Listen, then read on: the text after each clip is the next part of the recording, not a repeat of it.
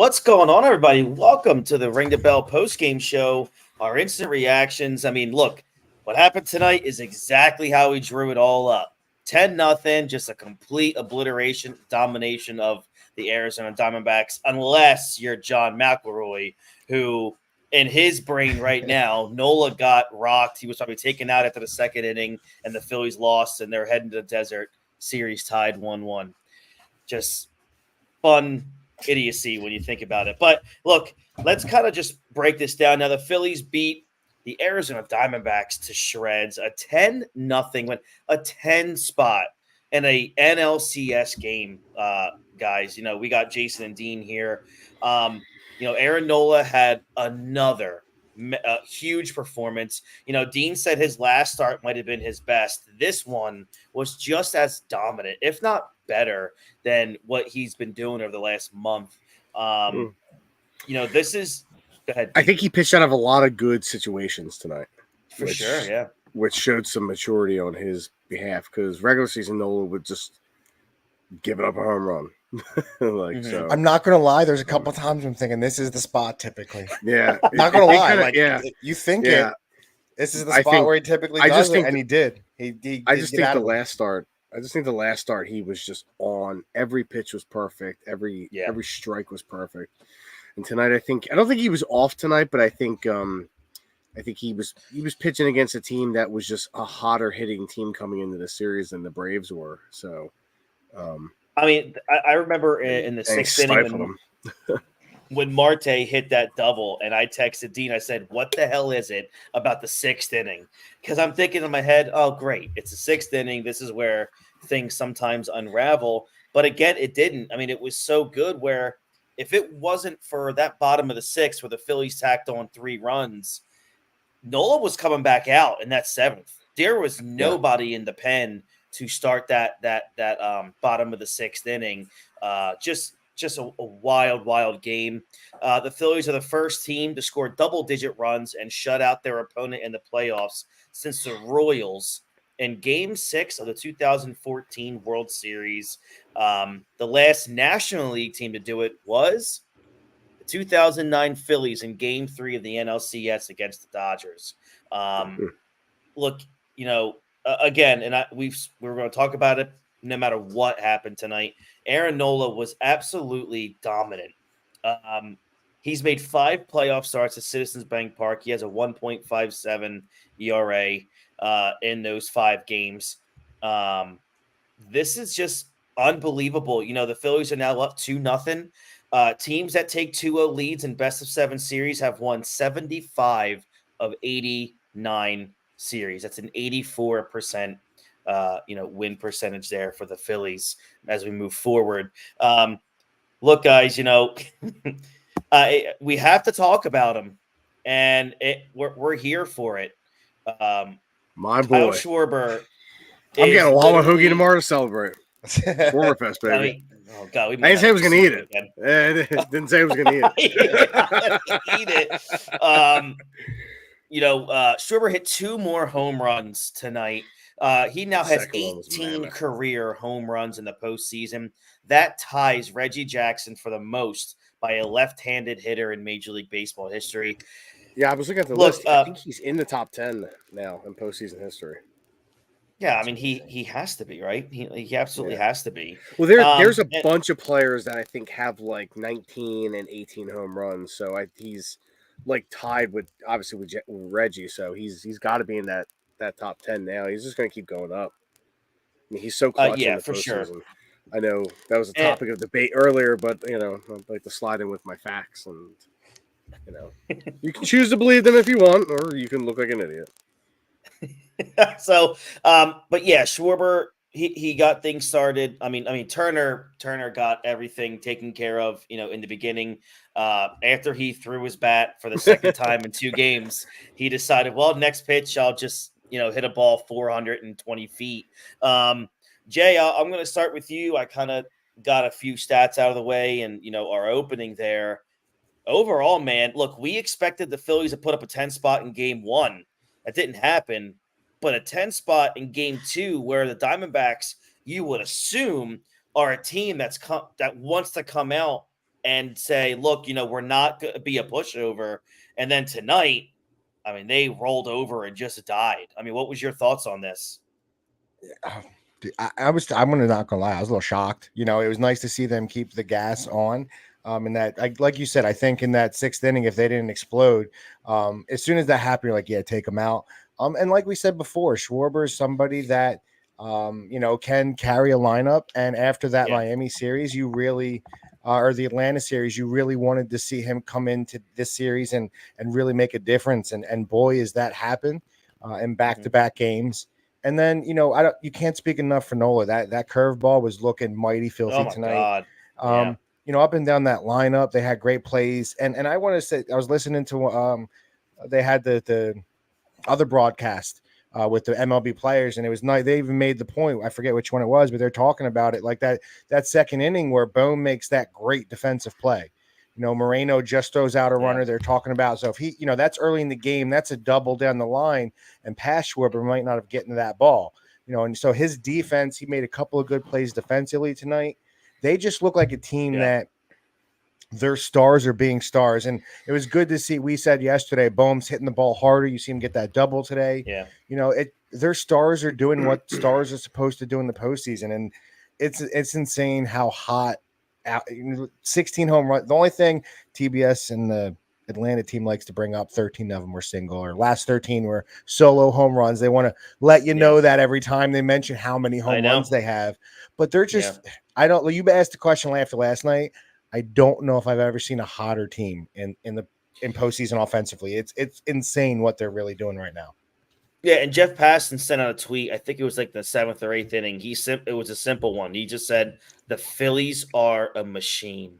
Yeah. And we did not say that last season. We just said, look, this is a team flying by the seat of their pants, but this is a Phillies team this year that will beat you into the ground. I mean, it's unbelievable what we're witnessing with this team. They're making history offensively left and right. And the pitching is just lights out. And Dean, I'm going to go to you. I mean, your overall thoughts. I mean, you weren't on last night's show because you were at the stadium. 5-3 last night, a 10 spot. They shut out the Diamondbacks in game 2 here. Was this something you expected? Did you expect the Diamondbacks to put up a little bit of fight? Well, Diamondbacks are a good team. I was a little surprised we shut them out, but I tweeted it out and I texted you. I was like, right now we're making this bum look like an ace. Like, this dude is fastball's topping out at 92 miles an hour, and we're, striking out left. He had 4 strikeouts in a row at one point in the game.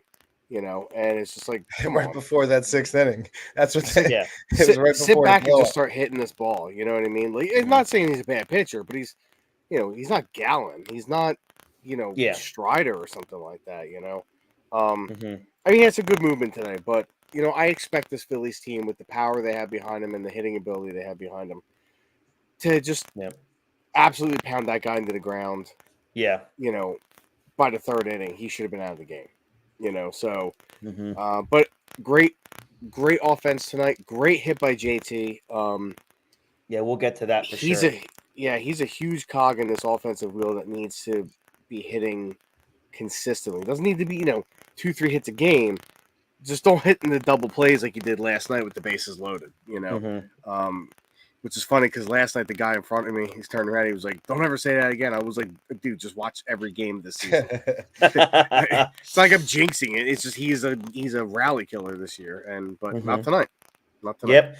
The Phillies are 39. And they are 6-0 at home during the postseason right now. They've outscored their opponents 39-8 in those 6 games. They got 15 home runs in the last 4 games. That's an MLB record. Another record tonight is, Arizona coming into tonight had 46 consecutive postseason games without being shut out, which was the 2nd longest active streak. Only the Twins have gone 67 in a row without a scoreless playoff performance. So the Phillies, almost snapping another record tonight, and that's the consecutive postseason streak for the Diamondbacks. Been 46 games. just unreal what we're seeing right now. It's another day, another win.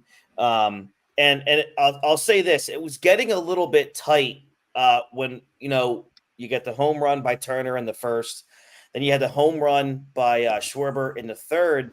It's 2-0 up until that sixth inning. And we're thinking, man, at any point, this game could completely just go the other way. And that sixth inning home run from Schwarber made it 3-0, and it literally opened up the floodgates for this team. Once Schwarber got that home run in the sixth, it's like, okay, well, the rest of the lineup just completely woke up, and they scored 4 runs in the sixth, which then another 4 runs in the seventh. And, we spoke about the last week or so how the Phillies 4, 5, and 6 hitters were really hurting them overall over the last week or so. Not tonight. Alec Boehm 1 for 4 with 2 RBIs. He had that huge double that scored 2 runs. He also scored incredible defensive plays too. Two tremendous defensive plays. Just game-stopping plays. Bryson Stott went 2 for 4 with 2 runs. JT Realmuto 2 for 4 with 3 ribbies and a run scored. Man, that if you have your 4, 5, and 6 doing this, there's not a team left in the postseason that will stop you. I mean, not even close. If you get this kind of production out of Boehm, Stott, and JT on a semi-regular basis here, I just don't see how the Phillies are a beatable team right now. Jay, I mean, how great was it to finally see that middle of the order finally do what we expect them to do? I'm more happy that Stott or Boehm finally got a hit. Yeah, I feel like it's been so long. JT is having a really good postseason, batting 300. Stott, he had that one big game against Miami, but he's been hitting well. But no, if those guys are hitting, I already know. You know what Turner's going to give us. We know what Harper's giving us. JT or Schwarber will give you a home run. We know what those 3 guys. If you have, and then Casty's on fire. If you get Boehm to JT really going, it's going to be a tough lineup because they can put up 10 runs. Like they haven't done it. This is the first time they really exploded, but it felt like every other time they took their foot off of the gas. And tonight it just felt like they kept going and kept running. And you saw like there were situations you could have held guys up at third, but they got it going. And man, it's a sight to see when that offense is clicking on. This is what we.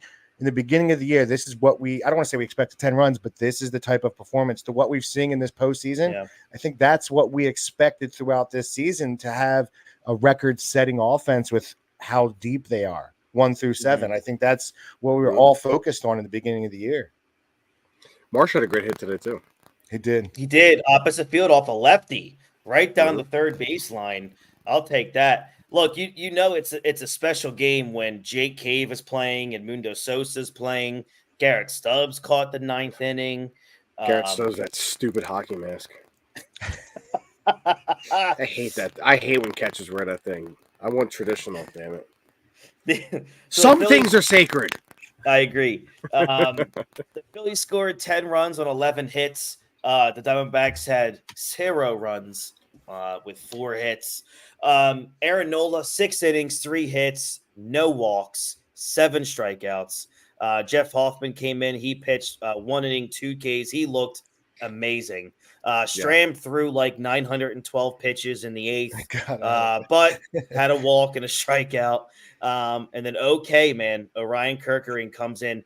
I'm going to tell you right now, we've said this before, that sweeper pitch that he throws, if he continues to locate that, I can't see one bat touching that baseball. I was watching the other broadcast, and Kike and Nestor Cortez and Yonder Alonso, as soon as they brought that kid in, especially Kike, he was like, this dude, and they were like, I don't know who the chick is, but there's like the fastball, and she's like, oh, he throws 98. They're like, no, wait till you see his slider. It is like all 3 of them, and even Kike's like, I'm there's no way I'm not swinging at that thing.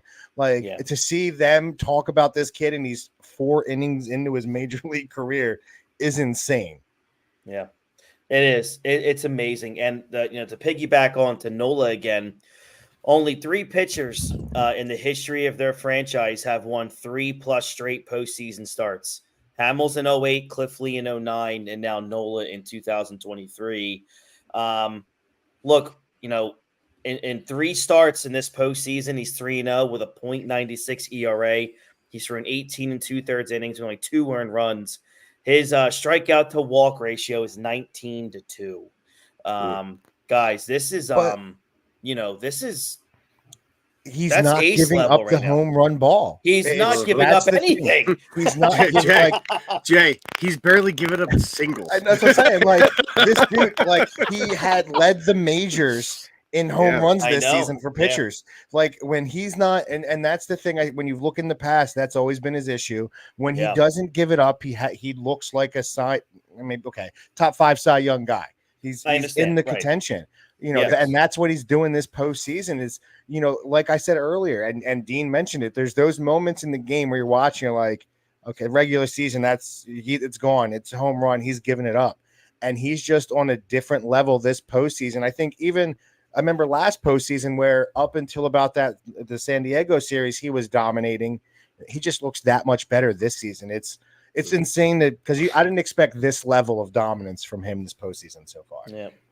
Near did I. Everybody knows what I've said about him. I think most people a month ago would have told you the same thing. Yeah. Listen, they got to resign this guy. I can't believe I'm saying it. Yeah. But I mean, there's nothing out there in the place. There's nothing realistically that the Phillies can do out there to replace him. So you got to give him the money he wants. If the Phillies win the World Series, there's no way you can't come back with those. With those 2 next year. Give him what he wants. You're going to have to give him what he wants at that point. I think you got to give him what he wants regardless. He's pitched good enough now to. Like he hasn't convinced me because you got to do it for more than 5 games. If he blows up in the World Series, Dean, you're going to have a totally different. So let's don't say he's done what he's so far because we know. But I do stand by my statement. If you let him walk, if you let him walk, how do you replace him? You can't. I agree. I mean, there's nothing out there at all in the free agent market to replace him with, and they're not trading anybody for a starting pitcher. This offseason. You just got to do it. Before we get into this argument where I'm going to kick 2 of the people off the show for good again, I'm just going to say there's going to be no trading for Corbin Burns in the offseason. No. It's just not going to happen. It might happen in 2025. There is a guy in Japan, yes. He's really good. He's very good. But when was how many Japanese players have the Phillies? I'm talking about Trevor Bauer. Let's bring him back. That's what I'm talking about. Let's bring him. Listen, first things first. He wasn't in Japan. He was in Korea, and he got cut because he sucked. And I like Trevor Bauer. I defended him through that whole thing, that whole ordeal when that woman destroyed his career over lies and deception. But that dude went to Korea and couldn't throw a strike. And when he did, it was a home run. Yeah, but it's too late now. and I was talking to somebody today who covered the Phillies for a long time, a really respected writer, and he believes that that Nola will make anywhere between what Nola got and what Carlos Rodon got. So that's Nola. I'm sorry, what Wheeler got and what Rodon got. I'm sorry. That's so Wheeler's at what 25, right? Yeah, and Rodon's about 27 or 30, 26.4 or something. See, I'm okay if you get at 125 if you give him 5 for 125. I don't think that's that terrible. Like I don't want to give him 30, but if you're going 5 for 125, I'm okay with that because to me, 5 for 100, an extra 25 million for this postseason. Have yourself a day. Go ahead. Look, I'm just going to say this, and, people can call me out for it. That's fine. If they win the World Series and he keeps having good starts, whatever he puts on a white piece of paper and slides it to John Middleton, whatever's on there, just pay the guy. I don't care at that point. But, I'll say this, man, I'm not going into any stars. This guy. I'm not going into any more. I got this in 2017. Yeah, but okay, very nice. Doesn't fit though. I don't think It's a giveaway. The good thing is, guys, about seeing what Nola's been doing is I'm no longer now going to go into starts for the rest of this season worried about what I'm going to get.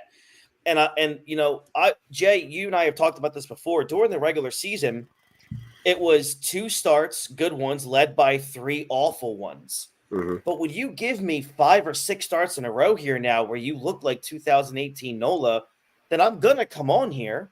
I'm going to give you your flowers, and I'm going to tell everyone that I'm confident in Aaron Nola moving forward. I can only do that judging off of his performances. And his last 6 starts, he's on that Zach Wheeler level. And so going into, that might have been the last home game until game 3 of the World Series. Yeah. I have no issue, seeing what, being excited on Nola days right now. There's nothing to tell me that he's going to start getting rocked, because whatever he's done the last month, whatever maybe mental change he's done, maybe he's worked on something, whatever it is, it's working. And I don't know if you guys noticed tonight when he had a runner on base, his delivery to the plate is significantly faster. He's getting the ball to the plate much quicker from the stretch than he has any time before. So maybe that's something, I don't know. It's not even, to me, like the last 6 starts are great, but it's also the competition as well. 3 of them in the playoffs, so you're playing playoff teams, and then you do beat Atlanta in the regular season at the end. You look great against them. Yeah. So I didn't expect this level of dominance all season from Nola, but there was a reason that in the beginning of the year I did have faith in the guy. I really did. I did believe in him. During the season, I did kind of get off the bandwagon because he just looked so bad. But there's a reason why he finished in the top 5 last year for Cy Young, because he is that type of pitcher.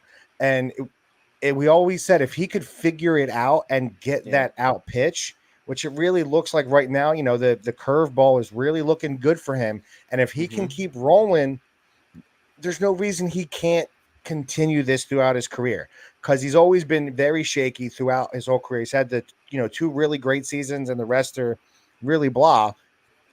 But if he, like you said, if he figured it out, if something's changed, confidence, whatever it may be, getting used to the pitch clock after 30 starts, I don't know, but he looks phenomenal. And there was a reason I thought he would win the Cy Young this year. This is it.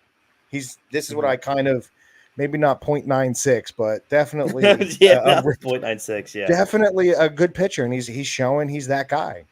Yeah, and I'll say this, and we'll wrap it up after this. You kind of worry now. You win 5-3 game 1, then you come out and demolish another team 10-0, and now you hit the road and you head all the way over to Arizona for games. What is it? Games 3, 4, and 5, right? Yes. So games 3 and 4. Let's be honest. Oh, 3 and 4, yeah, basically. And you kind of worry, like, is there going to be a point where this offense maybe just comes back down to earth and hits reality? I'll tell you what, I have no fear in that. If anyone right now, I challenge anyone to just look at the facial expressions of Schwarber, Harper, Castellanos. These dudes look absolutely barreled in, to where, when they talk after a game, there's not many smiles. It's all about, that's 1 game less. Now we got 6 more to go. I haven't seen anything like this in a long time out of a team that's so dialed in to the goal. Look, it's not even just now though. Like I know, now it's on a national stage, so everybody's seeing it. Yeah. But since midsummer, they've been what they said, the 3rd or 4th best team, and it's not like they've been possessed. It's not like they're really 14 games behind. They were like 2 games over that stretch. They're right behind the Braves, so it's not like they're really 14 games behind. It took them a minute to figure it out, but they've been playing, not this hot, but they've been playing great ball for the last 4 or 5 months. So I agree with you. It's not something, I don't expect them all to fall out. Everybody's so hot, and you do go through, I don't expect everyone. And I don't see Harper break, like a guy like Harper and Turner. are professional hitters. I don't see because the length. It's not new. It's not to me. It's not a streak right now. This is what they've been doing for the last 4 months. Yeah, they have been playing on a pace to win 100 games since June 1st, I think it is. Yep. And they only had 1 month this whole year of sub 500 baseball, which is, of course, the month I wrote them off and said they weren't going to make the playoffs. But yeah, they've been hot. I mean, and especially since the All-Star break, they've been like, obviously they've lost games, but it just seems like they were unbeatable, and I have no doubts in my mind that they're going to sweep this series now.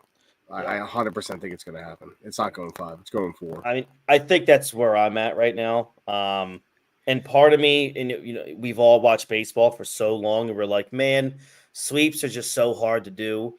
But I just don't see how the Diamondbacks have any answers for the Phillies.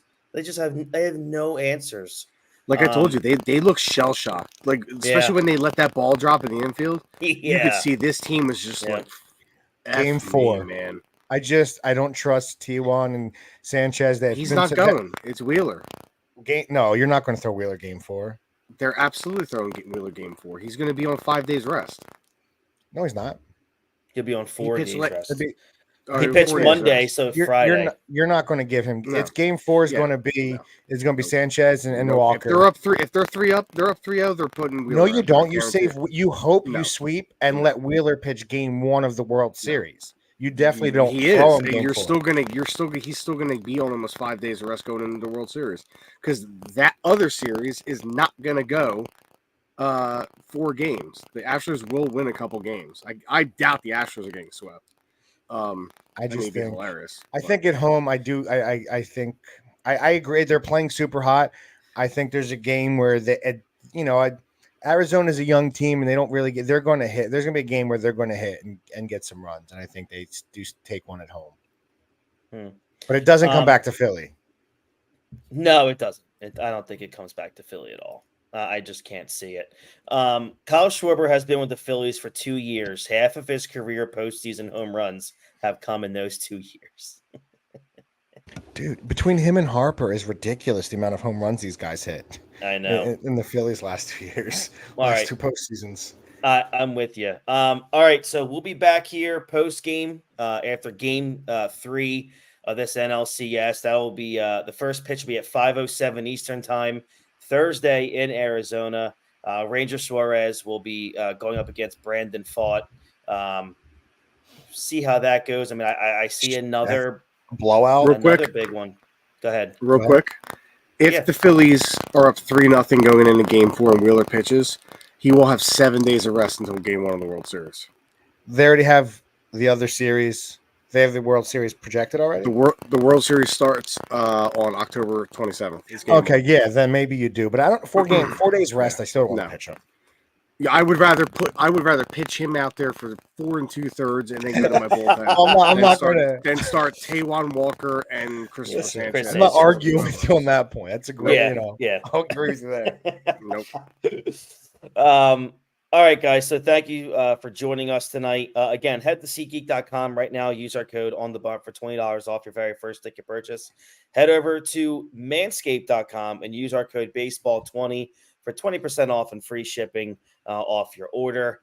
And also head over to our new sponsor, one of our new partners joining the Ring the Bell family, Routine Baseball.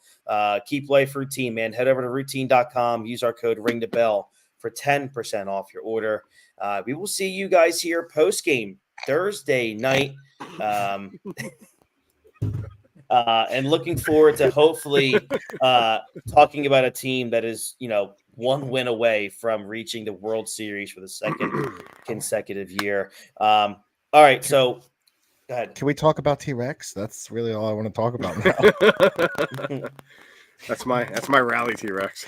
It's Rally Rex. That's great. Rally Rex. That's gotta be a t-shirt. All right, so with a Phillies hat on it. For Dean Holzapple and Jason Kent, I'm Chris Francesco, and we'll catch you guys down the road. Have a great rest of your night, and it sucks that there's an off day tomorrow, but It's all good. I need another day to prepare for Thursday night. All right, everybody. Have a good one.